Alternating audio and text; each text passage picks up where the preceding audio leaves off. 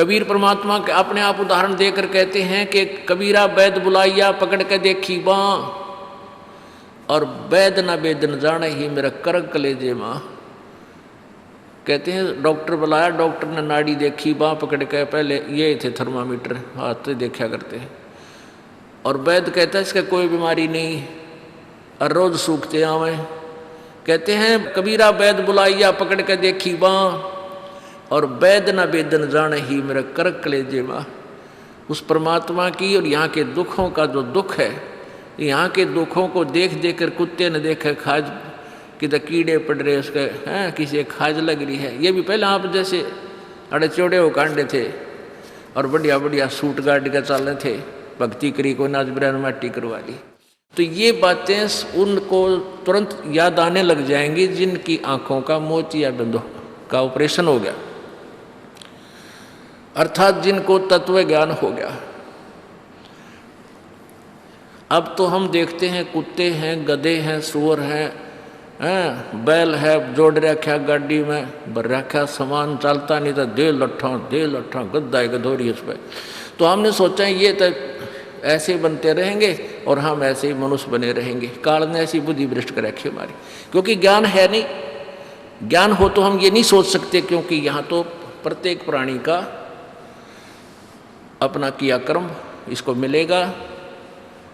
आज मनुष्य है, भक्ति ठीक की नहीं तो अगली योनियों अन्य प्राणियों की योनियों में जाएगा ही जाएगा। तो फिर ये बातें, यहाँ का यो कष्ट, किसी की किसी का हाथ कट रहा, किसी की टांग कट गई, कोई अंधा हो रहा, किसी का बेटा मर गया, किसी की बेटी मर गई, एक परिवार में दो दो तीन दिन इकट्ठे मृत्यु हो रही है। अब उस परिवार के स्थान पर आप अपने को सोचकर देखो जो जश्न मनाने की तैयारी में है, तो फिर ये बकवादें अब पलट जाएंगी। 90% जो हम वेस्ट करते हैं अपना समय इस पेट के लिए और इस संसारिक इन बकवादों को जोड़ने के लिए, ये 90% अपने आप शांत हो जाएगी। ना दहेज लेंगे ना देंगे। किसी के 2 कन्या हो जाती है, उसको नींद आनी बंद हो जाती है। ऐसा हमने अपने आप एक मकड़ी वाला जाल फैला के आप फंस बैठे उसमें दहेज के चक्कर में, क्योंकि हमें ज्ञान नहीं। हम किसी से आज पैसा लेते हैं, अगले जन्म में वो पैसा वापस देना पड़ेगा। किसी ने मान ले किसी को दबाव देकर दहेज का पैसा ले लिया, या वैसे 2 नंबर के काम करते ले लिया, लेकर दिया नहीं, अगले जन्म में वो पूरा करना पड़ेगा। किसी का गधा बनकर देना पड़ेगा, किसी का भैंस बनकर देना पड़ेगा, और या फिर अगले जन्म में वो दामाद बन के ले जाएगा जिसको आज तुम दामाद बन के ले रहे हो। तो इस पंगे में अनजान व्यक्ति दिया करे। परमात्मा ने जो आपको देना है वही देना है, आपके प्रारब्ध में लिख रखा है। उसमें आप अगर फेरबदल करने की चेष्टा करोगे दूना दुख उठाओगे। फेरबदल भी परमात्मा ही कर सकता है। शास्त्र अनुसार साधना करने से आपके भाग्य में ना होगा वो पुण्य, और परमात्मा करवा कर या अपने कोटे से देकर आपको यहाँ होटल वाली सुविधाएं अवश्य देगा, पर अधिक नहीं मांगनी चाहिए। तो ऐसे नानक साहब जी से किसी ने प्रश्न किया, क्योंकि नए नए भक्त बहुत जाते रहते हैं। कहते हैं हे गुरुदेव, हे परमात्मा, आप हमें कभी खुश नज़र नहीं आते, आप खोए खोए से रहते हो। तो नानक साहब जी कहते हैं भाई क्या बताऊं। कहते हैं ना जाने काल की कर डारे, और किस विध ढल जा पासावे, और जिनाते सरते मौत खुड़क दी उनानू केड़ा हासावे। कि 1 सेकंड का पता नहीं यहाँ के बिजली गिर जा और कहाँ गिर जा। जैसे सन 2000 की बात है, पूरा भारतवर्ष गणतंत्र दिवस 26 जनवरी मना रहा था। उधर से गुजरात के अंदर एक जबरदस्त भूकंप आ गया। लाखों व्यक्ति अपने ही मकानों के नीचे, जो 3-3, 4-4 मंजिल के सारा जीवन पीढ़ी 2 पीढ़ी लाग कर बनाकर उसमें जश्न मना रहे थे, उन्हीं के नीचे दब के और लाखों व्यक्ति मर गए। सुबह सुबह का समय, छुट्टी का दिन, और सारे घर में सेट थे। काल ने किसा दाव लगाया। तो तो यहाँ परमात्मा कहते तुम तो बालक हो, बालक कति डरते नहीं जरा से भी। डर जब हो जब आपको ज्ञान हो, और ज्ञान हो सत्संग से। सत्संग मान का समय नहीं कि तो और बकवाद हो रही हो, देख लो दुनिया इकट्ठी हो जा। और यहाँ कितने भक्त आ पाते हैं, जो आ पाते हो बहुत महान और पुण्य आत्मा है, उनके पिछले संस्कार इतने ज़बरदस्त हैं कि उनको प्रेरित करके लाते हैं, परमात्मा की रजा होती है उनके ऊपर। तो क्या बताते हैं, न जाने काल की कर डारे, और किस विध ढल जा पासावे, और जिना ते सरते मौत खुड़क दी, उन्होंने केड़ा हासावे। अब फिर पूछते हैं क्या प्रभु आप सदा ऐसे ही रहते हो? प्रश्न किया किसी ने नानक जी से। नानक साहब ने कहा कि भाई मुझे भी खुशी होती है, लेकिन वो खुशी हम ऐसे प्रकट नहीं करते जैसे अनजान लोग करते हैं, नाचे कूदो या हा हा हा दांदरे कर। नहीं, अंदर ही होता रहता हमारे जो कुछ होता है। कहते हैं साध मिले साड़ी शादी होंदी, साध मिले साड़ा शादी होंदी, और विछड़ जा दिलगीरी वे, अखदे नानक सुनो जिहाना मुश्किल हाल फकीरी वे। कि तुम भक्तजन जब आते हो मेरे पास सत्संग सुनने के लिए, और जो उपदेश ले चुके हैं, और फिर वो सारे के सारे रह रह कर मेरे पास आ रहे हैं, तो मुझे बहुत खुशी होती है। उस दिन हमारे विवाह होता है, शादी होती है, समागम होता है, चहल पहल होती है। और जब तुम चले जाते हो, विछड़ जाए दिलगीरी वे, तुम चले जाते हो जब मुझे दुख होता है। क्यों होता है कि तुम काल के उसमें पहुँच चले जाते हो, क्योंकि भक्त कम होते हैं और काल प्रेरित व्यक्ति ज़्यादा होते हैं। मुझे ये डर लगा रहता है कि कहीं ये भोली आत्मा उन काल के दूतों का ना फंस जा, और उनकी बातों में आके भक्ति ना छोड़ दे, इनकी दुर्गति ना हो जा। जब तुम ठीक ठाक वापस आ जाते हो सभी, तो मेरी आत्मा खुश होती है। उस दिन मेरी खुशी का कोई ठिकाना नहीं होता, लेकिन वो होती है अंदर ही अंदर, लोग दिखावा नहीं होता। साध मिले साड़ शादी होंदी, और विछड़ जा दिलगीरी वे, अखदे नानक सुनो जिहाना मुश्किल हाल फकीरी वे। भाई कहते हैं भक्ति करना बहुत मुश्किल है। मुश्किल इन काल के दूतान बना दी, जनता ज्ञानहीन कर दी। जो भक्ति नहीं करते वो तो सीधे काल के जाल में हैं ही। जो भक्ति करने की चेष्टा करते हैं तो किसी का तो पति लाठी ठाए पाओगा, उसके पति ने कोई और इंजेक्शन ला जाएगा। यो क्यों होया भाई, हम भी तो नाम ले रहे हैं, हम वहाँ जाते हैं, हम तो 6 महीने साल में कभी कभी जाते हैं, और आप कहते हैं 10वें दिन भाग लेते हैं। तो भगत ने नाम ना ले रखा तो वो परेशानी पैदा करेगा ही करेगा। किसी की पत्नी ने नाम नहीं ले रखा, भगत ने ले रखा है, तो वह सींग पिनाए पावेगी। किसी के कहने सुनते जानते क्या सुनी घर में होगी। काल ने तक करवाना है कि किसी प्रकार ये वहाँ जाना छोड़ दें, तेरे जाल में फंसे रहें। इसका तो पूरा प्रयत्न रहेगा। लेकिन पुण्यात्मा यु ज्ञान रूपी ढाल आपको इसलिए दी जाती है कि अपना बचाव करो, और भक्ति मत छोड़ना चाहे कुछ भी हो। आप पुण्यात्माओं अपने घर के काम में, ठीक है, पति पत्नी बच्चे सब कोई कार्य करना है तो सब मिलकर सलाह बनाकर कर लें, बहुत अच्छा होता है। उसमें कोई हानि लाभ भी हो जाती है तो विशेष दुख नहीं होता। उसमें अवश्य राय एक दूसरे की लेकर काम कर लेना चाहिए। और जब आता आत्म कल्याण का समय, उसमें किसी की राय की आवश्यकता नहीं। मान लीजिए आपने नाम लेना है और आपका पति नाट्य है, तो नाट्य जागा। ये अपने जीवन का सौदा तुमने खुद सोचना होगा, इसमें किसी की राय की आवश्यकता नहीं। आपने नाम लेना, आपकी पत्नी मना करती है तो करने दे, इसमें किसी की सलाह लेने की जरूरत नहीं, चाहे कोई राजी रहे चाहे नाराज रहे। यदि मीराबाई उस समय ये सोचती कि तेरी माँ क्या कहेगी, तेरे पिता क्या कहेगा, ये समाज क्या कहेगा, तू मंदिरों में जाती है, क्योंकि उस समय ठाकुर समाज अपनी बहन बेटियों को घर से नहीं निकलने देते थे, पर्दों में रखते थे। लेकिन मीराबाई बालक नहीं रही थी, समझदार थी वह। उसको पता था कि आज तो मैं लोक लाज कर मैं आकर भक्ति नहीं करूँगी और फिर कुतिया बनकर बाजार में आंडूंगी, कोई मेरी इज्जत का रक्षक नहीं मिलेगा। तो ये ज्ञान से ही ऐसी दृढ़ता आती है। संघर्ष किया और सफल हुई, क्योंकि मालिक के नाम पर जो संघर्ष करते हैं सच्चे दिल से हृदय से, उनकी परमात्मा मदद किया करता है। ये पिछले इतिहास देख लो। क्या बताते हैं? मात पिता सुत स्त्री आलस बंधु कान, संत दर्श को जब चले ये अटकावे आण। मात पिता सुत पुत्र को कहते हैं। स्त्री, जैसे कोई बालक हैं 15, 16, 10 वर्ष के, वो माता पिता के अधीन होते हैं। और बच्चे का समझ में आ गई और माता पिता मना करते हैं तो उनके अधीन है वो। और बच्चे जवान हो गए, बूढ़ा बूढ़िया का समझ में आ गई, फिर वो बालक बाधा करेंगे, वो रोकते टोकते हैं। तीसरा दिन चल पड़ते हो, किराया कितने डावा फलाना है, यानी कुछ ना कुछ बाधा कर सकते हैं। किसी का पति बाधा कर सकता है, किसी की पत्नी बाधा कर सकती है।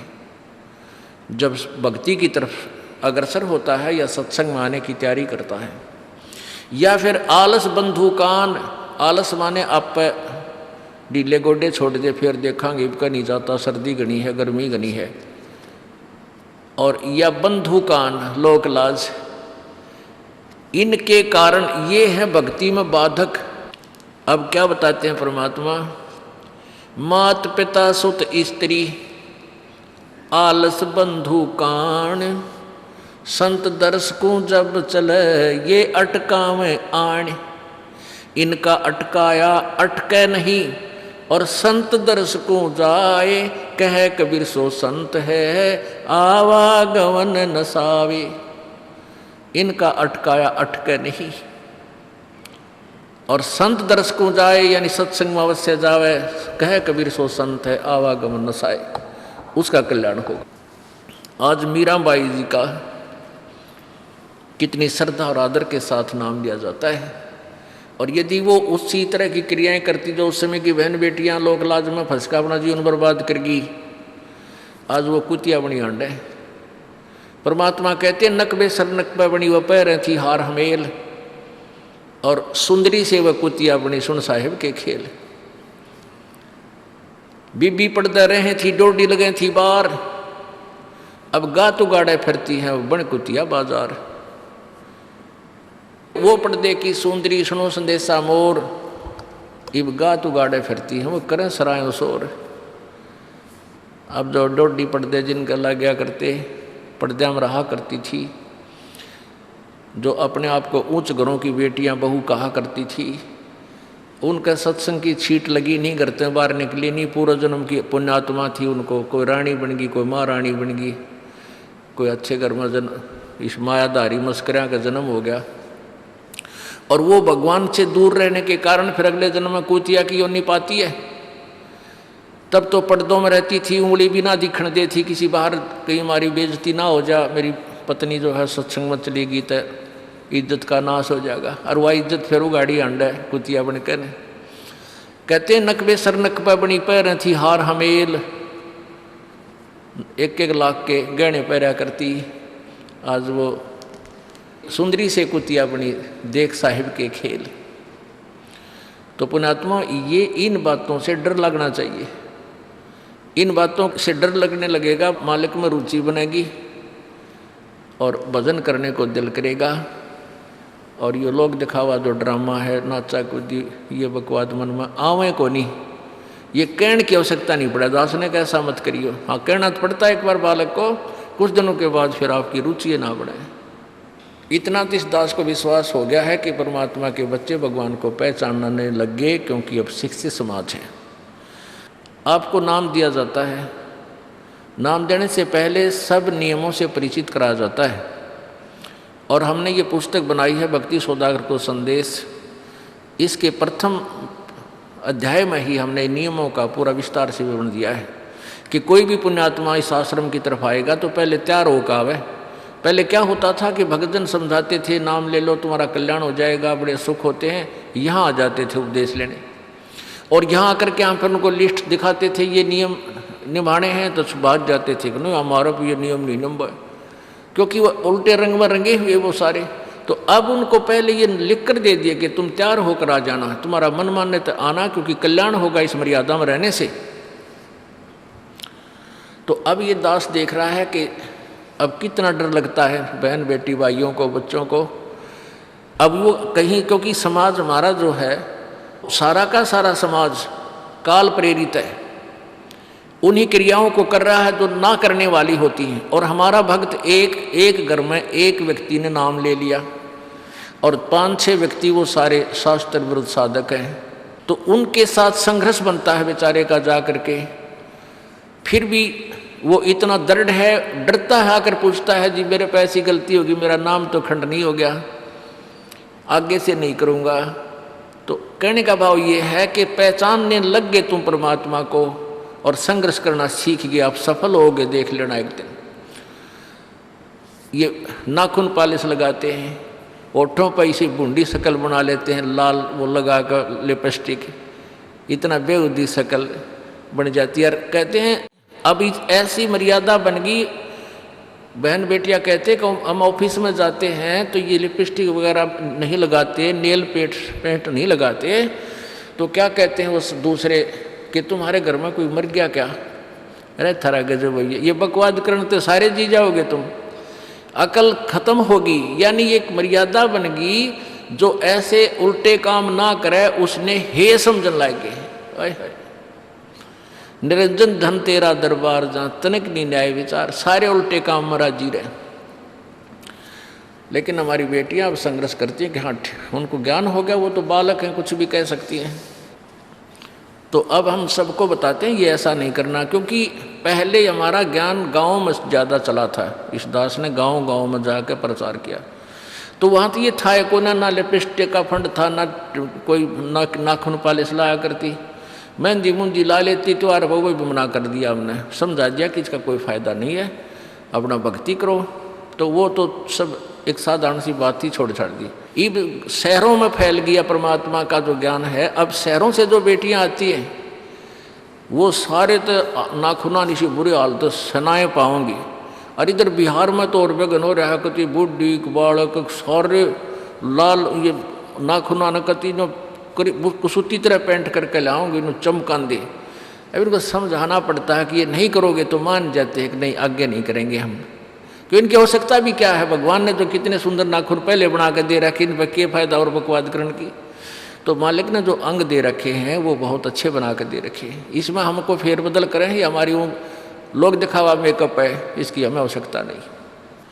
अब तो हम आपको बता रहे हैं, समझा रहे हैं पहली बार, फिर आप पे सियाने हो जाओगे, आपकी अब पर रुचि ना करे। जैसे नानक साहब कहते हैं, ना जाने काल की कर डारे किस विध डल जा पासा वे, जिना के सरते मौत खड़क दी उनानू के डांसा वे। अब प्रसंग था कि साध मिले साड़ी शादी होंगी और बिछड़ जा दिलगिरी वे, अख दे नानक सुनो जहाना ये मुश्किल हाल फकीरी वे। तो नानक साहब क्या बताते थे कि तुम जाते हो यहाँ से सत्संग सुनकर, और वहाँ आप ऐसे समाज में जाते हो जो सब काल प्रेरित होकर के वो साधनाएं, वो क्रियाएं, वो ड्रामाबाजी करता है, जिससे मुझे डर लगा रहता है कि कहीं आपकी क्रियाएं भंग ना हो जाएं और आप काल के मुंह में चले जाओ। जब तुम वापस आ जाते हो तो मुझे बहुत खुशी होती है कि परमात्मा के बच्चे काल के जाल से बचे हुए, तो उस दिन खुश होता हूँ मैं। और तुम चले जाते हो तो मेरी एक तो वो ज्ञान कि यहाँ काल का लोक है, ना जाने कब जाना पड़ जावे, इस कारण से डर से अपनी भक्ति करता रहता हूँ। और एक तुम्हारी भी चिंता खाती रहती है कि कहीं काल के जाल में ये बालक फिर ना फंस जाएं। तुम वापस आ जाते हो एज इट इज़, तो फिर मेरी खुशी का ठिकाना नहीं रहता। साध मिले साड़ी शादी होंगी, साध यानी साधु संत, ये भक्त आप साध हो, साधु माने जो साधना कर रहा है, और साधु सोए जो सीधा चाल है, यानी जो और लोग दिखावा बकवाद नहीं करता, शराब मांस तम्बाकू नहीं पीता, और मेकअप वगैरह शरीर के वापस जरूरत नहीं। कहते पति भरता भावानी चोम चटक श्रृंगार, जो पति भरता यानी जिसने केवल अपने पति से ही लगा हुआ है, फिर उसने बकवाद करने की क्या आवश्यकता है। तो कहने का भाव यह है कि हम सच्चे ढंग से जब लगेंगे फिर हमने अब पे इच्छा ना हो किसी वस्तु की। परमात्मा कहते हैं इस काया का गर्व ना करियो के काला के गोरा रे, और बिना भजन इसका कुछ काम ना आवे, चाहे एतर छड़को चारों ओरा रे। ये शरीर क्या है, ये गोरा दिखा है चाहे काला किसी का, इसने थोड़ा सा छोल के देख लो, एक जैसा कुबाड़ सब में भरा पड़ा है। या ऊपर पालिश का फर्क रखे, अरे इससे नाम अच्छा बूंदा मान लेते हैं, नहीं, ये चाहे काला है चाहे टेढ़ा बेढ़ा है, चाहे किसा है बूंदा काना लंगड़ा है, इसमें जब भक्ति कर गया वो सफल है, और इस मेकअप में लग गया रहा वो असफल है, चाहे वो कितना सुंदर दिखता हो। तो पुण्यात्मा परमात्मा कहती ये मिट्टी है, इस मिट्टी से हमने लाभ उठाना है, इसे सोना बनाना है, भक्ति रूपी धन कमाना है, तो इसी से कमाया जाएगा। अब प्रसंग है कि झूठे सुख को सुख कहे, ये मान रहा मन मोद, ये सकल चबीना काल का, कुछ मुख में कुछ गोदी। अब परमात्मा आप बताओ, मैं आकर के बोली आत्मा हमें जगा रही है, हमने काल के कुएं की भांग पी रखी है, यहाँ की मान बढ़ाई और इस माया की। कबीर परमात्मा कहते हैं, कबीर ये माया अटपटी या त्रिगुणमयी माया, ब्रह्मा विष्णु महेश के द्वारा जो हमारे अंदर प्रेरणा कर रखी है, त्रिगुणमयी माया के विषय बता रहे हैं। कबीर ये माया अटपटी सब घट आण अड़ी, किस किस को समझाऊं ये तो कुएं भांग पड़ी। अब किस किस ने समझावे, सब एक तरह की भांग पी के एक जैसे विचार, एक जैसे बोल, एक जैसा ज्ञान इन्होंने ग्रहण किया हुआ है, और ये दास सच्चा ज्ञान सुनाता है, इसका विरोध करते हैं, इसको जल्दी समझ नहीं पाते, क्योंकि इनको इस माया रूपी और अज्ञान रूपी भांग का नशा हो रहा है। तो परमात्मा कहते हैं, कबीर ये माया अटपटी सब घट आण अड़ी, और किस किस न समझाऊं या तो कुएं भांग पड़ी, यानी सब ने एक जैसा ही ज्ञान ग्रहण करा, खैर सबके एक जैसे विचार हैं। अब झूठा सुख कौन सा है, इन कार कोठियों को हम अपना मानते हैं, संतान संपत्ति को अपना मानते हैं। इसका उदाहरण आपको दे दिया। परमात्मा कहते हैं, राम नाम कड़ुआ लगे और मीठे लागे दाम, दुविधा में दोनों गए भाई, माया मिली ना राम। माया तो मिले को नहीं, यानी मान लीजिए आपके पास अरबों संपत्ति अरबों हो भी गई, तो वह तेरी नहीं, आपको 2-4 रोटी सुबह 4 रोटी शाम है, और एक वर्ष में गणे 4 कपड़े कुर्ते पजामे बहुत, एक वर्ष में खत्म, आप पाटे को नहीं, ऐसा काम रह रहा आजकल, और 2 जोड़ी चप्पल कुर्ते जूते, और एक खाट का स्थान, एक चारपाई आ जा, गणी 2 आ जा, जितने एक परिवार एक व्यक्ति को एक चारपाई। कहने का भाव यह कि ऐसा सीमित सा मकान, इतने की आवश्यकता आपको है, और बाकी पैसा आपके पास, उसने के सिर में मारोगे, क्या करोगे उसका? अब या तो कि तो बकवादा में लावेगा, कि तो शराब पीवेगा, कि तो और कोठी खरीद कर गिर देगा, उस पर कोई कब्जा कर लेगा, फिर लट्ठा मुकदमे होंगे, या कोई ले लेगा रिश्तेदार या कोई मित्र बन कर फिर दे को ना, फिर खेचा तानी रात ने नींद आओ ना, वह रखेगी बगन में पात्रे, वो माया तने जीर्ण नहीं दे।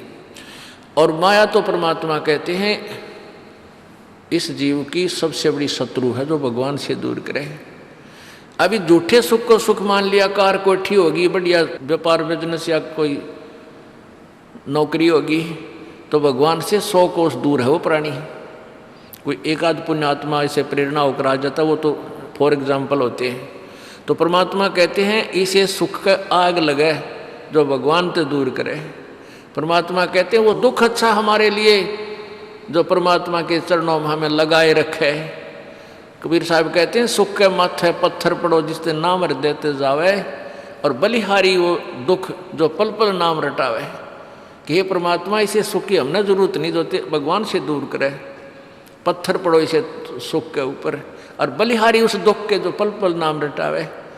जैसे भक्त नाम ले रखा किसी ने और उसको कोई पीड़ा हो जाती है, चिंता शुरू हो जाती है उसको, ये भगवान कदे कैंसर ना हो जा, ये परमात्मा कोई और ऑपरेशन ना बन जा। तो वहाँ तक जाता है जहाँ डॉक्टर के पास, और भगवान याद रह कर आता है।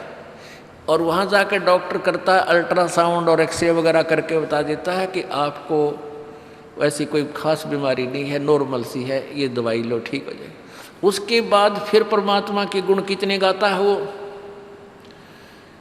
जो भक्ति से दूर हैं वो तो भूल भाल जाते हैं, उनको तो परमात्मा याद आता है, कोई ना डॉक्टर दिखे। और पुण्यात्मा जो भक्ति करते हैं उनको डॉक्टर नहीं भगवान पहले दिखाई देता है। पुण्यात्मा, आपके प्रारब्ध में, आपके संस्कार में मृत्यु है और कैंसर से है, और वो होगी, नाम ले रखा आपने। और डॉक्टर ने भी डिक्लेयर कर दिया कि कैंसर है भाई। पीछे आपको उदाहरण दिया था, एक लड़का रोहतक से, इकलौता पुत्र, और 10 साल के बाद पुत्र प्राप्ति हुई,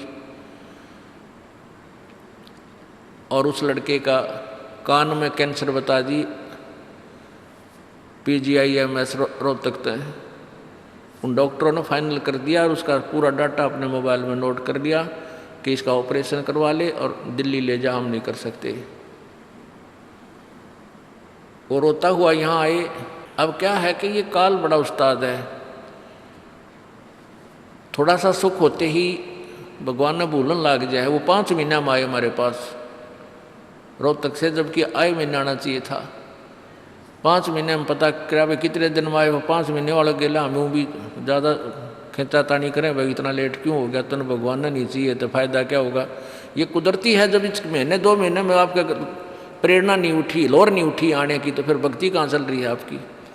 बंधन तोड़ कर आ जाओगे जिसके अंदर भक्ति चल रही है, चाहे कितनी दूर भी क्यों नहीं है इंसान। भारत में कोई दूर थोड़ा है, कोई वीज़ा थोड़ा बनवाना है दोबारा आने के लिए, और वो भी नहीं आ पाते हैं, फिर भक्ति नहीं चल रही उनकी। तो फिर रोए दोनों, और लड़का भी रोए, उसकी पत्नी भी रो, उसका बाप भी, दोनों। वो लड़का छोटा ही था, 12-13 साल का।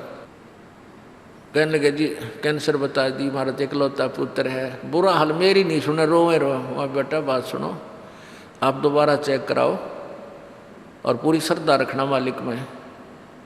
आप दोबारा ऑपरेशन कराने से पहले चेक जरूर करा लेना, ऑपरेशन नहीं मना करता मैं, और ऑपरेशन भी मालिक की दया से सफल होया करे इसी बूंदी बीमारी का।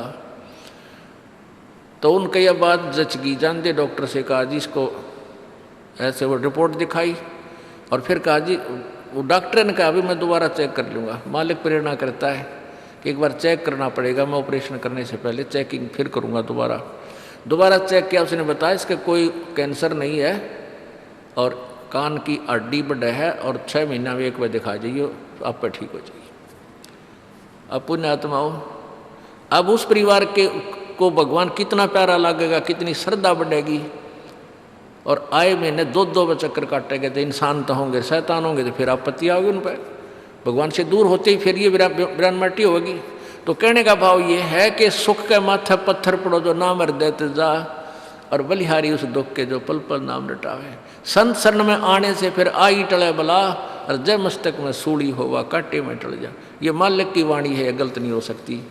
इसका हम कितना लाभ उठा सकते हैं वो हमारी अपने अंतःकरण की जो है व्यवस्था के ऊपर डिपेंड करता है। हमारी कितनी भावना है, कितनी हमारी लगन है मालिक में। अब कुछ भक्त ऐसे भी आते हैं जी, हमें लाभ ना होया, पाठ भी करा लिया, जोत भी चढ़ा दी, और 3 बार आ लिया मैं, ईसा डिठोरा दिखाऊंगे, मेरा ऊपर जानो बहुत बड़ा, मुझे ही ज़्यादा आवश्यकता है, इसने कति नहीं। वो बेचारे बालक हैं, 1ली-2री कक्षा के, वो कुछ भी बोल सकते हैं, उनको ज्ञान ही नहीं। और ऐसे लाखों लोग हैं जिनको निरे सुख हो लिए। तो परमात्मा तो वही है, एक ही ट्रांसफार्मर में तो सबको कनेक्शन दे रखा है, और जिसके पंखे कूलर चल रहे हैं वो भी उसी लाइन से जुड़े हैं, और जिनके नहीं चल रहे हैं वो भी उसी लाइन से जुड़े हैं। तो उनका कोई कनेक्शन डिफेक्टिव है, उसको फिर चेक कराएं, लाइट पावर वही है। कहते हैं सतगुरु के दरबार में कमी काहे की ना, अंसा मौज नहीं पावता तेरी चूक चाकरी में। कि इस परमात्मा के दरबार में किसी चीज़ की कमी नहीं। और परमात्मा आप पर बताते हैं कि यदि तुझे लाभ नहीं मिल रहा तेरी चूक चाकरी में, आपके अंदर कोई श्रद्धा में कमी है, आपकी भावना में कमी है, या आपका कनेक्शन लूज है, आपका कनेक्शन कट ऑफ हो गया, वह पावर आ नहीं रही। इस परमात्मा कबीर जी के शब्दकोश में असंभव शब्द नहीं है। इस कबीर परमेश्वर की डिक्शनरी में इम्पॉसिबल वर्ड नहीं है, ये वो भगवान है। अगर आप ये वीडियो YouTube पर देख रहे हैं तो हमारे चैनल को सब्सक्राइब करें और बेल आइकन को दबाना ना भूलें। अगर आप Facebook पर ये वीडियो देख रहे हैं तो हमारे पेज को लाइक करें।